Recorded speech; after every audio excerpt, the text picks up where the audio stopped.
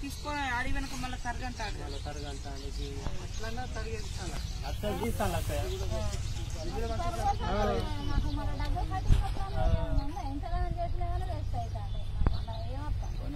పోయినసారి 90 బస్తాలు అయితే 7 బస్తాలు కట్ చేసినాను.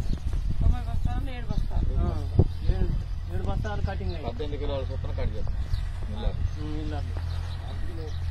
ఇక్కడ కాంట అయినాక మళ్ళీ అక్కడ కట్ చేయొద్దు లెక్క ప్రకారం. ఇవన్నీ చూసుకునే కదా వీళ్ళు తీసుకునేది. అక్కడ పోయిన తర్వాత ఇక గతి లేని పరిస్థితిలో మళ్ళీ అటు నుంచి బయటికి రాలేక ఆడ ఇయ్యలేక మన తరఫున కూడా రైతుల తరఫున కూడా మేము కూడా కాంగ్రెస్ తరఫున పోరాటం చేస్తూనే ఉన్నాం. కూడా దీక్ష చేసినాం. ఆ ఢిల్లీలలో కూడా మనోళ్ళు చాలా ఇప్పుడు 14 నెలలు పోరాటం చేసినాక మొన్న చట్టాలు కూడా వెనుక తీసుకున్నారు. ఇప్పుడేమో ఈ ప్రభుత్వం కొనని ఆ ప్రభుత్వం కొనని ఈ ప్రభుత్వం. ప్రభుత్వం ధాన్యం కొనను అనేసరికి దళారీలు ఎంటర్ అయ్యారు. నిన్న మేము ఒక గంగారం మండలం పోతే అక్కడ 1500, 1600 కింటా అమ్ముడు పోతాను. దళారీలు వచ్చేసి ఎవరికి లాభం చేసింది ప్రభుత్వం? దళారీలు కొన్నప్పుడు ప్రభుత్వం ఎందుకు కొన్నది అంటే ధర తగ్గించి దళారీలకు అమ్ముకునే పరిస్థితి ప్రభుత్వం తీసుకొస్తుంది.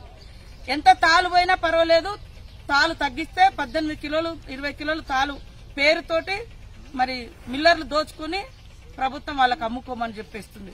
అంటే రైతు యొక్క స్థితిని దారుణంగా పడేసి ఎంతకో కొంత, ఎంత రేట్ అయినా పర్వాలేదు, ఎంత తరుగు పోయినా పర్వాలేదు, అమ్ముకుని బయటపడాలనేటువంటి నిస్సహాయ స్థితి కేంద్రము రాష్ట్రము బీజేపీ టీఆర్ఎస్ 2 ప్రభుత్వాల దొంగ నాటకాల మూలంగా ఇవాళ రైతులకు ఎదురైనటువంటి కష్టం.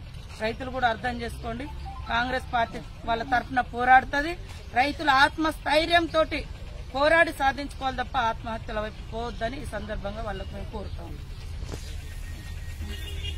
హాయ్ ఫ్రెండ్స్, మా టుడే టుమారో యూట్యూబ్ ఛానల్ చూస్తున్నందుకు చాలా థ్యాంక్స్.